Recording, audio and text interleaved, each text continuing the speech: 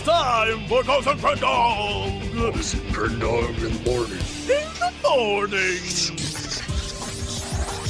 Broadcasting live! Before our recording studio audience. Recording! Wake your ass up! It's the Crendor In The Morning! Hello everybody and welcome to a very special Cox and Crendor. This is special. Why is it special, Crendor? I'm curious why you think it's special.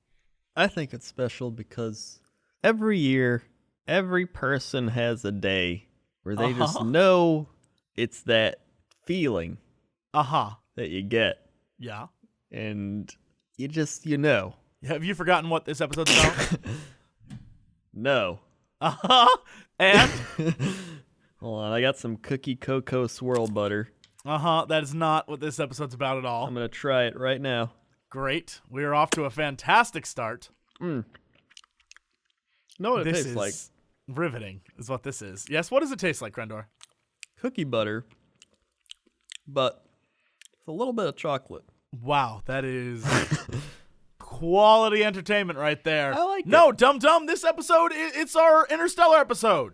Oh, yeah. Yeah, so, spoiler alert. If you have not seen Interstellar yet, walk away. Go watch it or away. don't watch it, but this episode ain't for you. This is a special episode. We're going to be spoiling it like crazy. I feel like a lot of people have seen it now, though. So I want to know Crendor's amazing theories. I want to know everything he thought, but I also want to let him know some important things I think he spoiled for me right off the bat. But anyway, okay. Starting right now, spoilers on. If you continue to listen, you're listening at your own discretion. Yes. This is the Interstellar Cox Crendor podcast. All right, let's do this thing. So, Crendor saw it first. He spoiled some. Well, he didn't spoil anything, but he hinted like halfway through the movie, things gonna happen, and it's gonna change how you see the movie, and it's gonna right. And so, of course, when the movie started, I immediately knew what the twist was. Immediately, because Crendor saying that, I was like, "Son of a!" What did you know? You already knew the twist. Yes, I already knew it immediately when it first started happening. So let's set up the premise. Okay. So it's the future. The guy from 30 Rock from the Sun is basically us in the future. Yeah. So he's like when we would be old. Yeah. And so Matthew McConaughey is our children, and then the girl and the son are our grandchildren, let's say.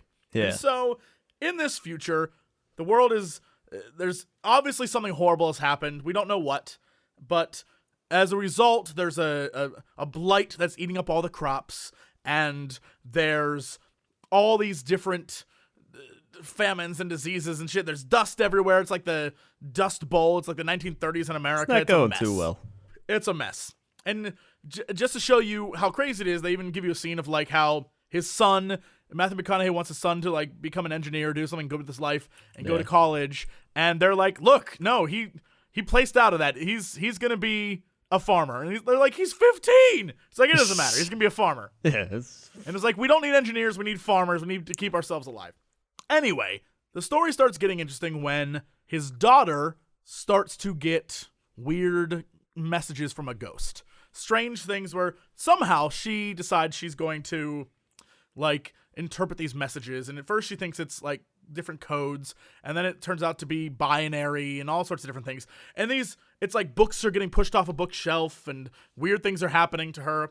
Yeah. And so, of course, Matthew McConaughey is like, it's not a ghost. There's no such thing as ghosts. And he gives a whole speech that I didn't realize till later was very profound about, he talks to his daughter about how, like, you know, parents are once the children are born, parents are their ghosts and live on in their memories, right? Yeah. Which is, think about it, Crendor. Whoa. That line, man. I was like, what? So, yeah, anyway, all these things, when they finally get, like, what the binary means and stuff, it's coordinates. And it takes them, of course, to the secret research facilities of NASA, which is, you know, NASA's had to go underground because the world wouldn't tolerate. As people die, the government, people would revolt if they knew that money was still being spent on NASA. And Michael Caine runs NASA, along with, what's her name? You know, the super hot, dark-haired actress that I Want to Marry Me. Anne Catwoman, Catwoman. Anne Hathaway. Yeah, Anne Hathaway. So, and she is his daughter, I think. Yeah, I don't she remember. is. And so they are all planning this mission into apparently all these coincidences are happening. Apparently, they're very curious how they discovered them because these which they term as like extra dimensional beings, are working with them somehow. Like they opened a portal into they opened a wormhole near Saturn. Yeah. They've done all these different things to help them, and they're like, clearly they have brought you to us. And Matthew McConaughey's like, who the hell is these people? So of course what happens then is he's informed that this is the last generation for humanity, and that really what this means is that we have to do one last desperate mission. 10 years ago, 12 scientists were sent into space through this wormhole to find habitable planets, and 3 of them sent back messages that, hey, we found some stuff. And so they go, they're going to send one last mission with the plan A or plan B to go and save the human race. Plan A is one of the 3 planets is good.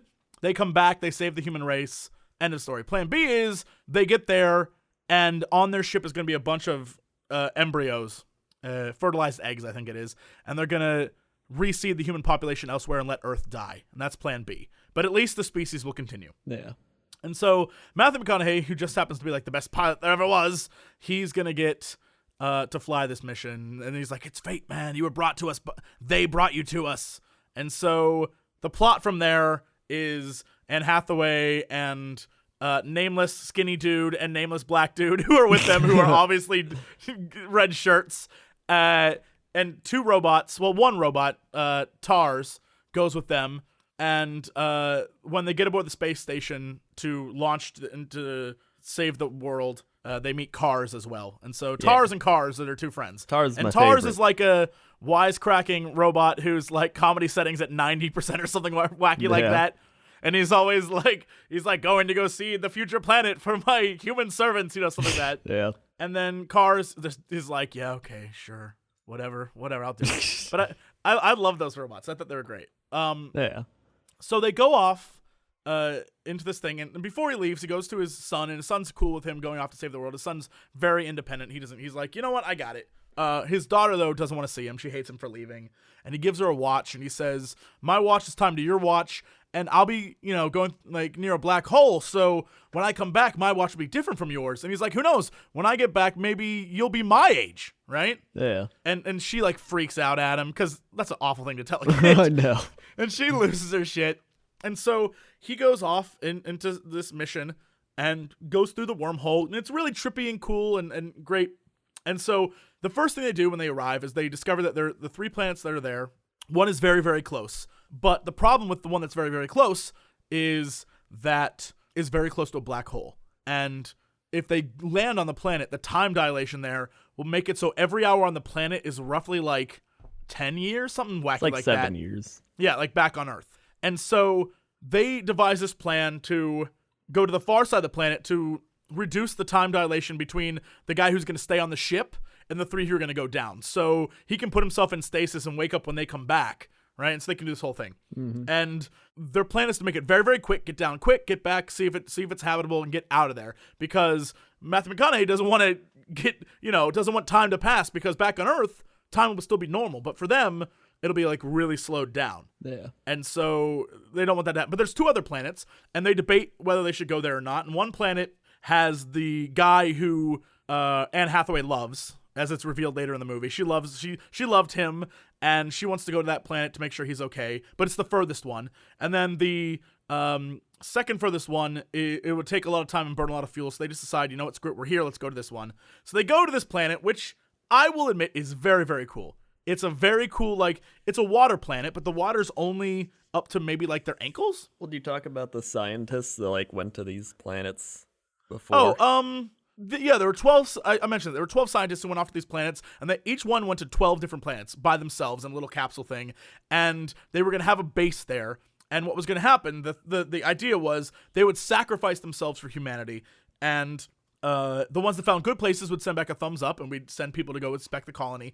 And then ones that didn't would send back a negative that it wasn't habitable, and they would just die there, right? They would give up their lives and be like, nope, you can't come to this planet. And so only 3 came back as habitable. And so this first one they went to, is a water planet. When they land, it's very cool, and it's this little tiny bit of water on the ground, and they find the shuttle, but it's completely destroyed and wrecked. It's a mess, and that's when they notice that the giant mountains in the background are actually waves coming at them. And so when they notice that one's moving away, they turn around, and of course, because none of them know this, there's a giant fucking wave like right above them about to hit them. And so Anne Hathaway like really screws up, and because she's trying to get this information and see if it's like worthwhile, and so Tars like runs out like a fucking like robo dog. It's basically the robots in this are like slates. They can transform into anything. It's awesome. And so he picks her up and saves her. But of course, red shirt guy dies. He's literally right by the door, but he's like so busy watching this giant wave, he gets killed by it. And then Tars is just like, I will protect you humans. Yeah, he's like, sorry, Anne Hathaway. So they close the thing. They save Anne Hathaway. They close the thing. But because they get hit by the wave, it knocks out the engines. And so it's going to take an hour for it to flush out the engines. And so basically that is something like 20 years, something insane like that back on Earth. So he loses 2 or 3 decades with his kids because of this one mess up, which I thought that was really cool. I'm not gonna lie, I thought it was very cool. And so another wave's coming. They have this talk where she just is losing her shit, and she's like, "I'm sorry, I screwed up and I messed up," and he's yelling at her.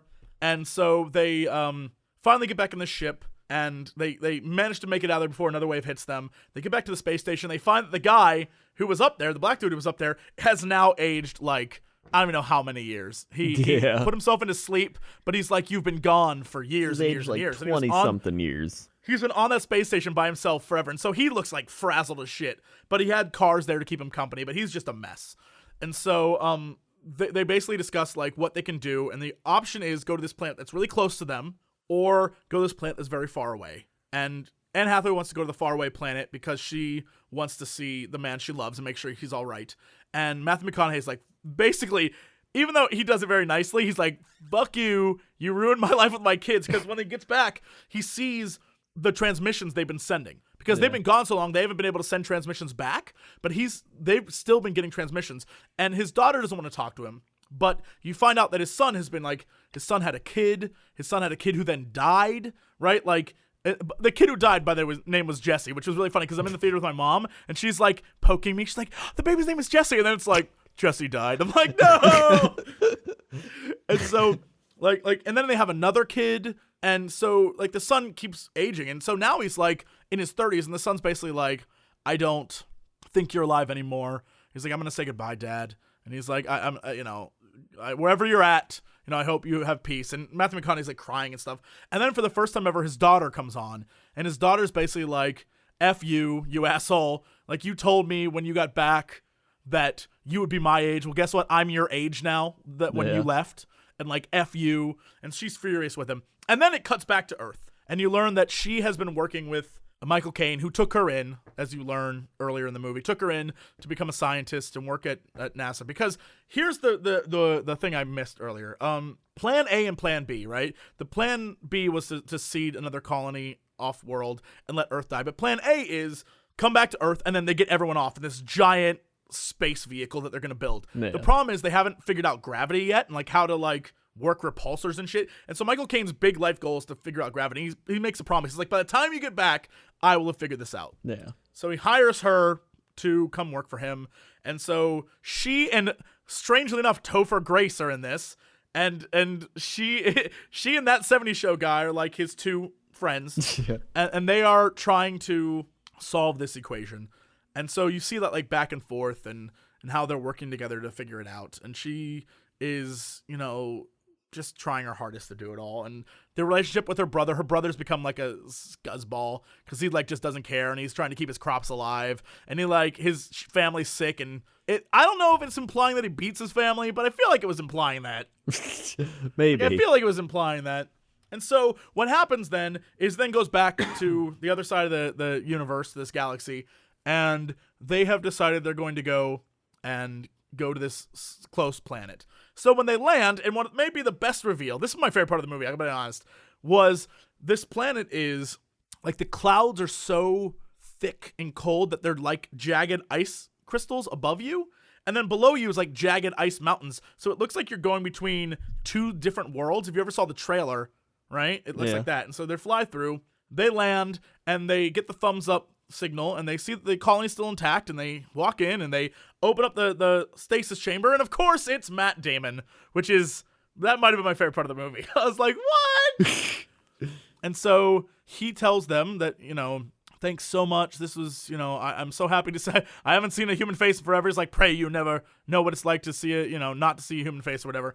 And so he tells them that he's found this amazing world and that there's great stuff down below, and the temperature's just right. They're up in the mountains now, but like down at sea level, it's great, and he can't wait to show them all. And so they start bringing down all the colony stuff. Meanwhile, back up in the space station, or back on Earth, Michael Caine's character dies.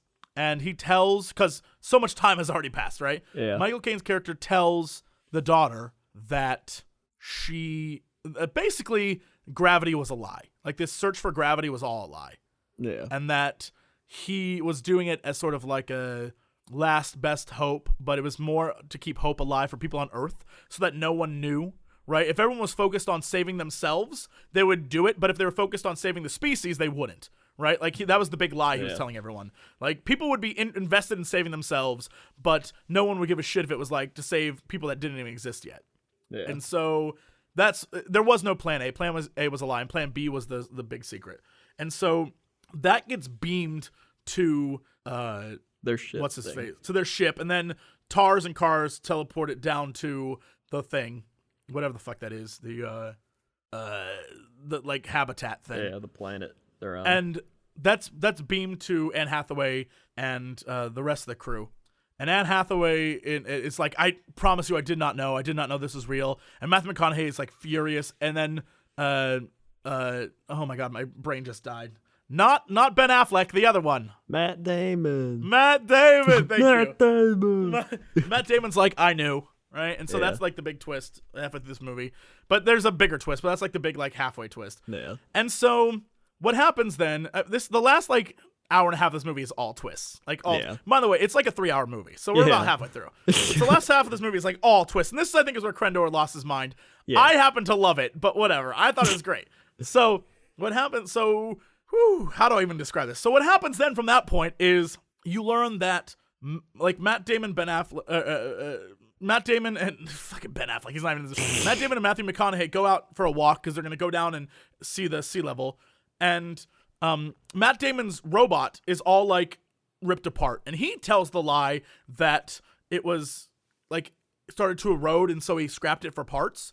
But you discover as they're walking that Matt Damon really was just he lost his mind, basically. Like, when he landed on the planet and realized it was all ice and all inhabitable, he didn't want to die there, so he sent back a thumbs-up signal in the hopes that he'd be rescued one day, and it was all a lie. Like, he's just a big coward, and he's like, I'm really, really sorry. Like, and so he tries to kill Matthew McConaughey, and he, like, cracks his helmet and stuff, and then he sets it so that his, like, I don't even know how it happens, but his robot is set to, like, explode, and it blows up the black dude, and TARS barely makes it out alive. Or maybe it was CARS, one of the two, barely makes it out for a robot, barely makes it out alive. Yeah. And Matt Damon steals one of their ships, one of their little landing craft, and goes back up to the ship, and he's gonna get out of there. He's gonna go back to Earth and get the fuck out of there. And so Anne Hathaway goes and barely just in time saves Matthew McConaughey from suffocating to death. And the two of them go after Matt Damon, and they're like, don't you do it. And Matt Damon turns off the switch, and TARS is like, yeah, no, I turned off the auto connector, so he can't even connect to the ship. And they're like, well, he's going to try it anyway. And so, of course, what happens is he tries to connect, and he opens the airlock, and literally just, in like one of those jump moments, everyone in the theater was like, oh, shit, because it comes out of nowhere, because it's him trying repeatedly to connect to the ship, and it just doesn't work. And then he's about to give like one of those evil villain speeches, and just as he starts, he gets sucked out the fucking airlock. Well, it's like it's weird because it's in space and it's really quiet too, so it's all silent, and it's just like. And so then the main ship starts spinning wildly out of control, and so they start to spin with it. It's a really tense scene where they're like trying to connect to the ship while it's spinning, and they're spinning, and TARS and CARS and everyone's working together to try to get this thing hooked up, and they finally manage to get it hooked. And just then, they manage to slow it down and then get up in the ship, and they realize that the egg embryos are fine, but they don't have enough fuel to either like the best they can do is get halfway to the other planet, but they can't get home either. So they're screwed. And the only thing that they can do is a theory that they had earlier, which was maybe the black dude wanted to go explore the black hole and learn about gravity. And so Matthew McConaughey is basically like, okay, we fucked Earth, we fucked ourselves, there's nothing we can do. Maybe we can go to the black hole, get information, send it back through to Earth about, the gravitational stuff, and they can use that to save themselves. And Anne Hathaway is like, yeah, sure, cool. And the plan is they're going to send TARS into the black hole to transmit the information back. And then Anne Hathaway and Matthew McConaughey are going to blast off to the other planet using the gravitational force of the black hole to just slingshot them to this other planet. And they're going to seed life there. Like, that's their plan. Yeah. Meanwhile, back on Earth, oh my God, so much is happening. Meanwhile, back on Earth, the sister and Topher Grace are trying to get the brother's family checked up because they're all sick, right, from this dust and all these different diseases. And he's like, you have to leave now. Your kids are not doing well. And so the brother won't give in. And so the brother, Topher Grace and the daughter go and burn down some of the brother's last remaining corn crops, because at this point corn is the only thing that's left to harvest on Earth.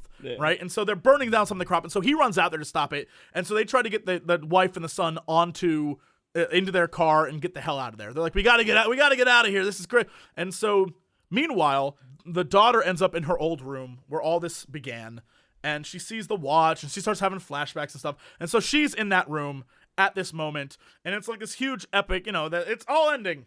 And so it goes back to the other side of the galaxy. By the way, if you're still with us, God bless you. It goes back to the other side of the galaxy, and at that point, they're going towards the black hole. It's really cool, very visual, and probably awful for a podcast. And they're going towards the black hole, and they jettison TARS and his little spacecraft so they can get some propulsion. And then, of course, Matthew McConaughey sacrifices himself to save Anne Hathaway, who will then blast off to this other planet and seed the future. And so Cars and Anne Hathaway shoot off in the distance. She's like, no, don't do it. And he and Matthew McConaughey and TARS go into the black hole. And then you get this trippy ass scene where he's in a black hole and light fades. And then all of a sudden there's shit hitting his thing.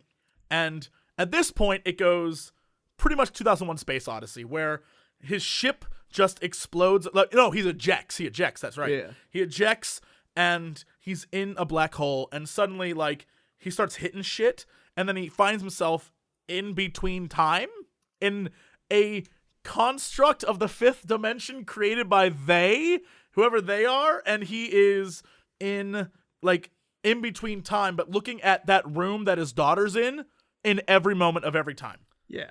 And so to simplify what happens over the next 20 minutes, which is very simplified, he communicates with TARS, and TARS tells him he has the gravitational readings and that he can help, because he notices by banging on the timelines, he can change things in that world. And you discover, of course, that Matthew McConaughey is in fact the ghost from earlier in the movie, and that he has been communicating with his daughter, and everything he's doing is setting up her. It turns out that Matthew McConaughey is not the hero of the movie, that his daughter is. She's the one who's going to save mankind.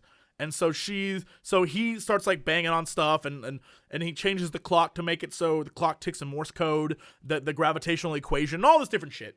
And he realizes he says something. He says they are us. I guess he's talking about future humans.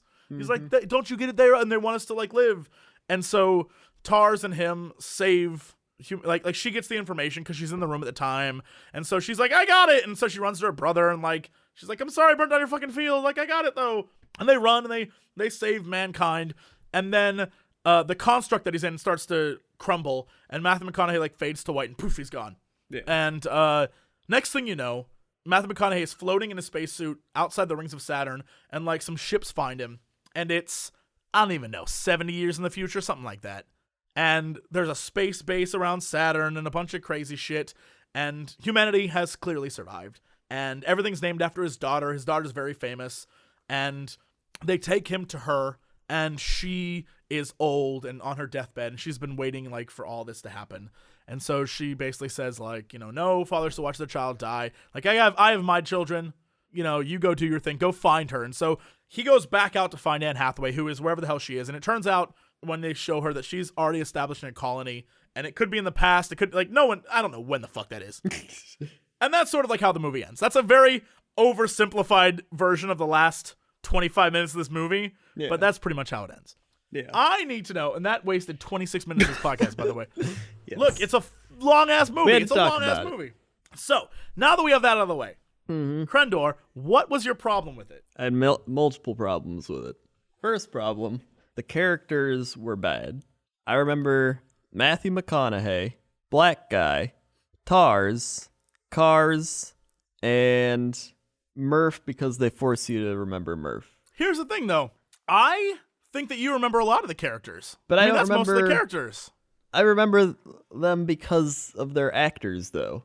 I don't remember them because of their, like, what is Anne Hathaway's character name? No, here's the thing. Oh, I don't know. She's Brand. She's Brand, whatever her dad's name is. But yeah, no, I think you're right. I think you're right on the money when it comes to the characters.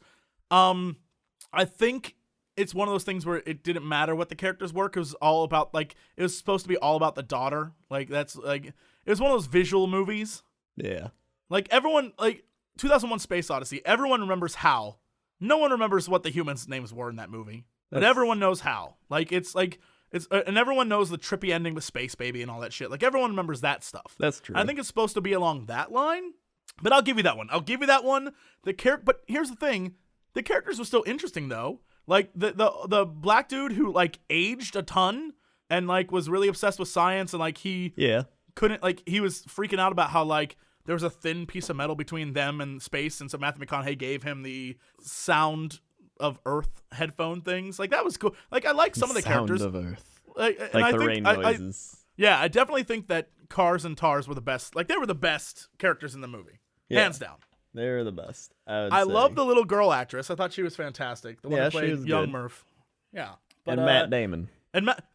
Matt Damon stole the movie for me. Stole the movie. The dude came out of nowhere, and I was just like, what the hell? I was like, I knew I saw him from somewhere. I was like, oh, yeah, it's Matt Damon. Yeah, when he first pops up, I was like, who the hell is that? I was like, oh my God, it's Matt Damon. And the fact that the twist is he becomes the bad guy, I was like, thank God they have a villain in this movie. I was like, that's awesome. Okay, you know what? I'll give you half credit for that. All right, half credit. Here's the other part. They spent way too long at the start of the movie setting up the fact that they're, like, in this place that's gonna be shit out of luck in a little while. I think I agree with you on that. The problem is, without them setting that up, the ending reveal of it being him the entire time would make no sense. Because if they had one scene at the beginning where it was like a ghost, you wouldn't think much of it, but because they kept having it happen over and over and over again, over a long period of time, establishing Earth, like establishing these characters, it made you sort of put the pieces together later on, rather than, like, it made the reveal more important. If it was just one time, it wouldn't have mattered. Or if it was just a bunch of clips of, like, ghost things over and over again, that would have been weird, right? Yeah. Like, I think in order to pull off the ending, they had to make the beginning long enough so that you could believe the ending, because the ending's very far-fetched. Like, the ending is next-level bonkers. Yeah. That makes sense. I didn't think about that. Because, like, but then in a way, you're, like, extending the beginning of the movie just so you can emphasize that you're ending. Yeah.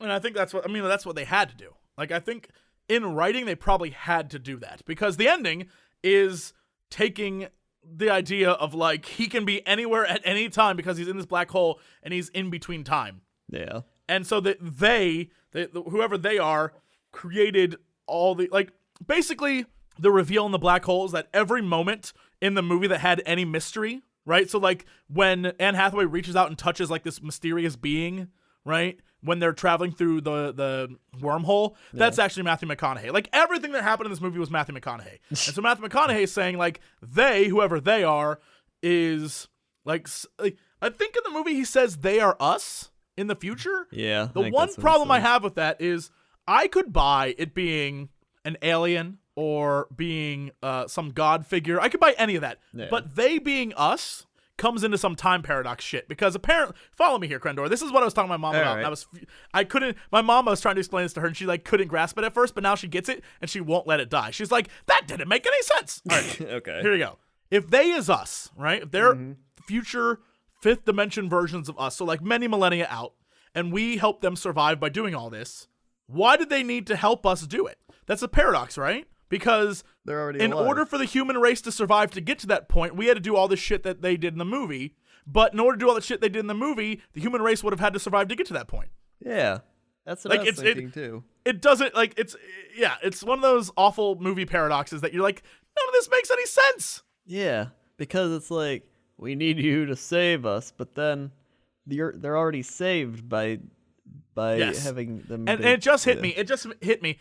Unless, because they're outside of space-time, there are multiverses, and in this universe, we're having trouble, and they go to all universes to help.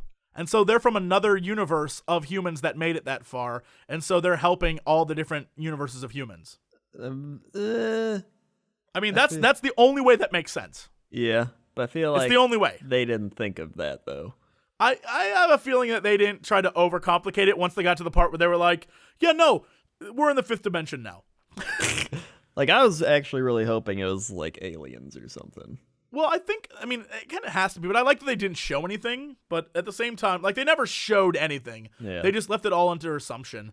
But, the one thing, I mean, did you have any other problems with it that you can think of? All right, go for it. So, there's, Anne Hathaway woman.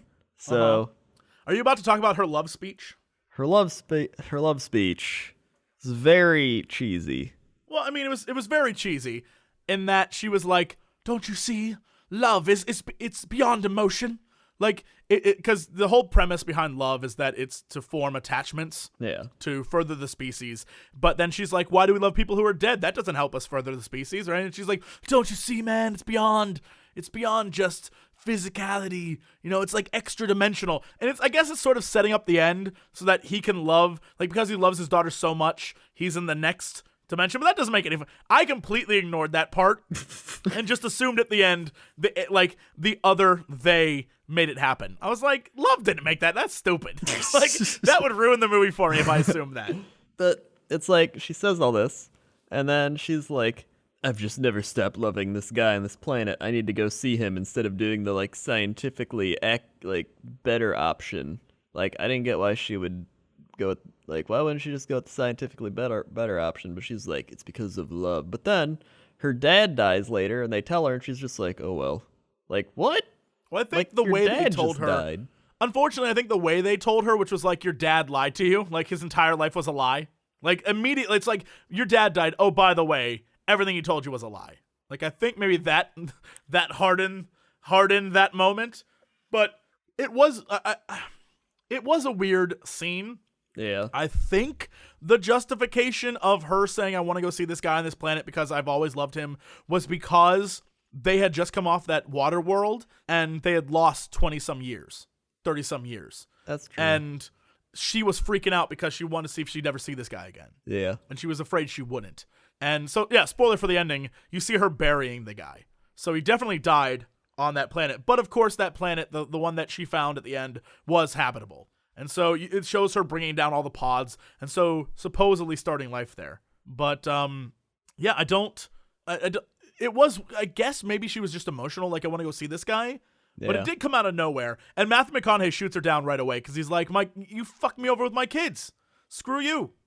Yeah. And so and then of course later on she has a little retribution because when they only have 2 planets left, or I'm sorry, when they only when they finally get back to the eggs and stuff, she's like, sorry, we got to go see the eggs, dummy. Like, you know, so they have a little back and forth. But I thought the one thing I liked was the fact that they didn't try to make them a couple. Yeah, that's true. I think that worked really, really well in Gravity, which is a movie I love. Like, I love Gravity. That's a fantastic Gravity movie. Was really good.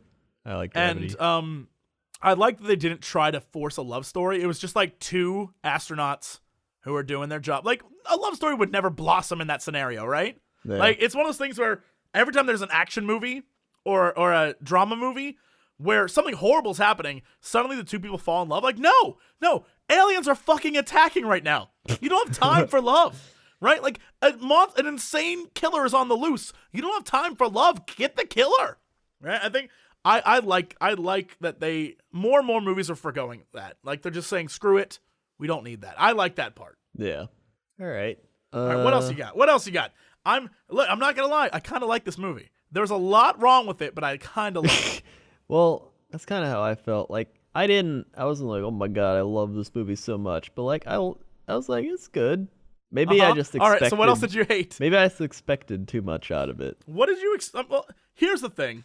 I apparently love the way that Christopher Nolan does movies, and most people are starting to hate it, but I continue to love it, and I don't know why. Like I liked Dark Knight Rises, whatever that movie was called. I liked that movie. I thought it was it had everything that I wanted from a Batman movie that was in that universe. Like the universe he created clearly wasn't going to be the Batman that people wanted it to be by the time it was done, right? Like, yeah, it hit all the notes I wanted. When I saw Bane and they tried to make it like even though I knew that Bane couldn't have been Ra's al Ghul's child, I for a brief moment believed. And then when they were like, oh, it's Talia, I was like, Talia al Ghul! And I had like a whole moment. It was like, I love that movie. People are like, Justin, that's an awful movie. I don't care what you say.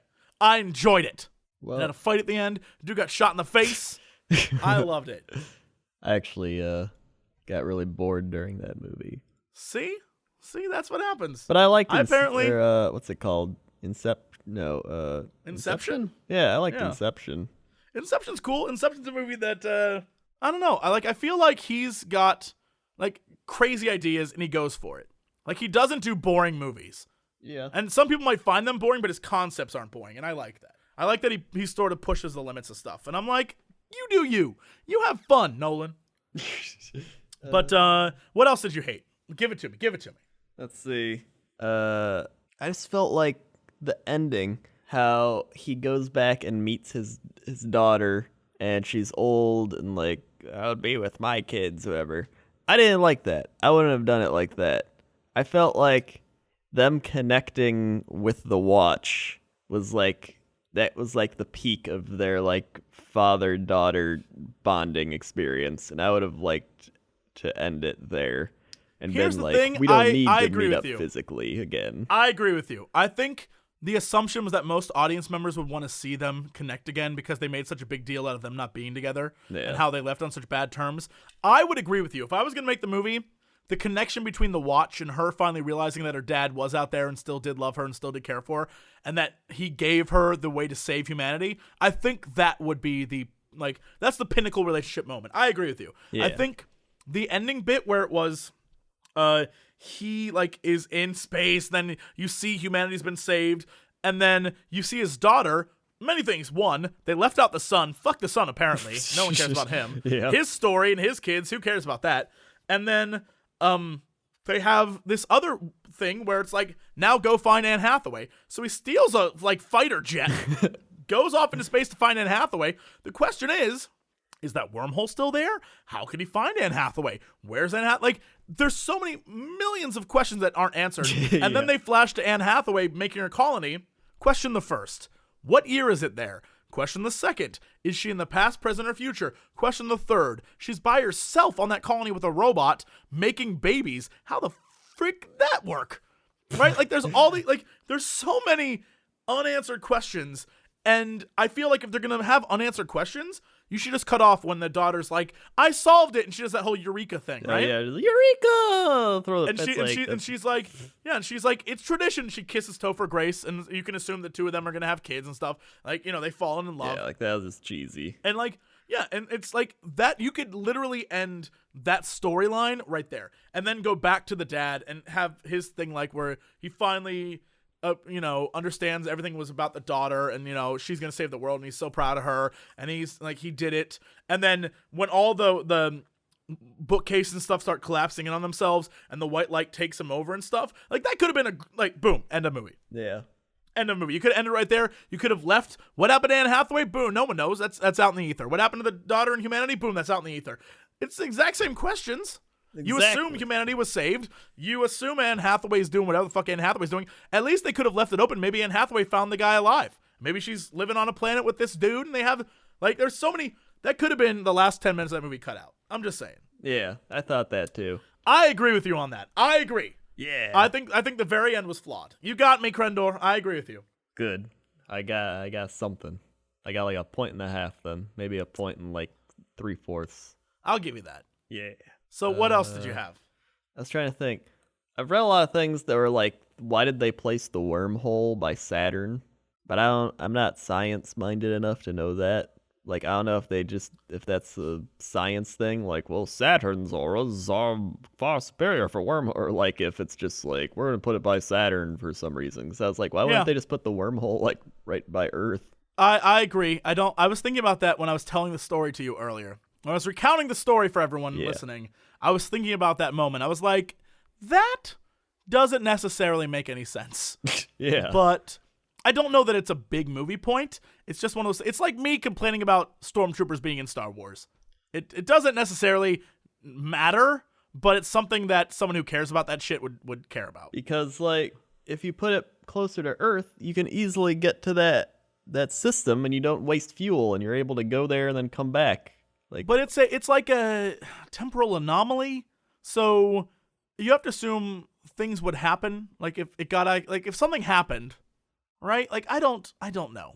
I just don't know. I'm sure, you're right. We aren't science people, so we don't necessarily know the answer to this, but you have to assume there is an answer that makes sense. Like, if Neil deGrasse Tyson and those dudes are like, I give it a thumbs up, you have to assume it's okay science, at least. Yeah. Like, they are like, we accept this. And I think that, for me at least, the coolest premise of the movie was the black hole science, which I love that idea. Because in most movies and shows, when they show a black hole, time slows down, which is something that everyone just sort of accepts. But no one really shows the fact that if time slows down at the black hole, for everyone else, time is fine. Yeah. So if you're stuck at a black hole, you're stuck there, like time is not passing at all. And everyone else, time is going normally. So if you get out of the black hole, like the cusp of the black hole. I mean, if you get sucked in it, you're fucked. But if you get out of like the gravity vortex of the black hole, but when you get out, everything that you know has probably changed. I think there was was it a Star Trek episode? It was something where a crew of a spaceship, was trapped in a black hole, like on the edge of a black hole, and they were sending out distress communications asking for help, but it was like a century old. And it was them dying in slow motion. Like, you couldn't help them, and they were just getting sucked into the black hole in slow motion. So for them, it was real time, but for everyone else, you were watching it like slow-mo as they died, which I thought was a really cool concept. Yeah. And so there was just nothing anyone could do for these people. And they just slowly got sucked into this black hole and killed. I was like, that's awesome. It's so weird. It's like I was trying to think like that. Like, they're like, on this planet, it's going to be 7 years on Earth for every hour. And I was like, that's an actual thing. And I was like trying to like wrap my mind around it, how that can be a thing. And I was just like, because time is relative. I think like that's time is relative, man. So that's why I think like everyone can say the science is at least sound in that it makes sense. We don't know that it's real, but it's scientific theory that makes sense. Like no one's actually gone to a black hole. Like all this is theorems. Yeah. Right. Like, no one knows. If you were to go like to a black hole, the gravity would be so intense it would like crush you. Well, I mean, if you went into a black hole, you'd be instantly killed. But no one knows. No one knows what happens because no one's gone into a black hole. Yeah. Right? But over time, people have changed what they thought a black hole was. Like, many people before thought it would just crush you, right? But now people are like, oh, you could probably survive, but you'd be torn apart into, like, you wouldn't be crushed. Your particles would be ripped apart, right? Be like spaghetti. Or some people like a black hole, right? Yeah. Isn't necessarily a hole. Like, no one knows, like there's a core to it. It's like a sphere, so it's not a black hole. It's like a sphere in space-time or something. It's so hard to explain. But before, a lot of people, like, my assumption as a kid was, all right, if a black hole is like a circle, right, where does shit pop out in the back of it? Like, if you get sucked into it, shouldn't it go somewhere? I don't know. And I guess the idea now is, well, you don't go any, like, it's all like a spherical, like it's contained. It's not a hole because it's third dimension. Look, I don't even fucking know anymore. My head hurts. I can't even think about time, let alone black holes. Yeah, but it's a movie that makes you think. I like that. I like that it's like a smart pop culture movie. I thought it was nice. And again, the best characters are the robots because they're really entertaining. And it had really cool visuals. Yeah, I liked all the different planets. My favorite one, I like the water planet, but I think the ice planet was the most beautiful. I like the way they did that. Mm-hmm. I like that Earth only had corn, so like everyone's eating popcorn and corn with all their different foods. I thought that was pretty great. I think I'd give it 85 black holes out of 100. I agree with you. I'll agree with you on that. Yeah. I'll agree with you. Yeah. I don't think we need to do a podcast about the Hunger Games movie, because that was literally the first half of a movie where nothing happened. Yeah. It was the first half of a movie where nothing happened. It was like Deathly Hallows Part 1 or any other Part 1 movie.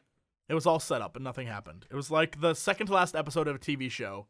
It's like, all right, well, next episode shit's going to go down. Some intense parts, but those intense parts are leading up to the next movie. Something super intense, right? It's like it's all a build-up. It's like, come on. You know what it was? It was the episode right before season finale. Yeah. And shit's going to go down that season finale, but they had to take an episode to build up. And it was like, all right. So that's that. That's our movie review. Is there anything else you want to talk about with this movie, Crendor? I should go. People out there that like Disney stuff, go see Big Hero 6, because I like that movie. Did you see they're making I'm going to make a prediction right now. Did you see they're making a Frozen 2? I did not. I'm going to predict this right now in front of all of you listening. Okay. The reviews will state something along the lines of, does not capture the Disney magic of the first. Frozen 2, a little thawed, right? Things like that. I imagine, I'm just going to go on a limb and say Frozen 2 will not be as good as the first one. Frozen 2 has gotten frostbitten. Yep. Frozen 2 needs to stay out in the cold a bit longer. Look, I don't know. It's going to suck. Frozen 2 I don't care what you have think. Stayed frozen. Frozen 2 will not do well. Why, you might say? Because Disney sequels have never done well. Ever. Yeah, are there any Disney sequels that have done well? No, and most have ended up direct to DVD or video or VHS. Oh man, I know, what was that one? The Hunchback? Yep, the second awful. one? It was like not Awful. even, there wasn't even like effort put into it. It was just like, yep, shitty it's all to graphics. capitalize on shit. Yeah, it's just to capitalize on kids who are excited about the 12 million Lion King movies, the 3 Aladdin movies. Oh yeah, no. Toy all of them Story were was not pretty nearly as good. good as the first one. Toy Story 2, and those were pretty good. That's Pixar though. I don't Oh, put that yeah, in the that's same Pixar. category. Yeah. Pixar's different. Pixar kills it. But also Pixar's people that make cars. That's so also true. So there you go. I mean, that's a thing. Oh, well. No, I think you're right. Because, like, there's a couple, like, sequels that are good, but the vast majority are, like, kind of, like, Monsters, Inc. University. Just like, Yeah, that didn't do nearly as well as Monsters Inc. what happens when Mulan goes to frat house? That would be great, actually. Mulan, she's a girl? What? Whoa, I'm gonna make a man out of her. Then Mulan slaps the frat house with a lawsuit. Takes him to Yep. court. Mulan 2 took a very weird turn. And the last half of that movie was all legal proceedings. Yeah. Who'd have thought? Very strange. Who'd have thought? She's a samurai in life and the courtroom.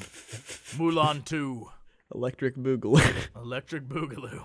All right, I think that's it. Thank you guys for listening to this very long, drawn-out podcast about Interstellar. Yay. But we promised it for a long time, and we finally did it. So we're done. We're done. We'll be back to our normal podcast post-haste. And as always, to be continued.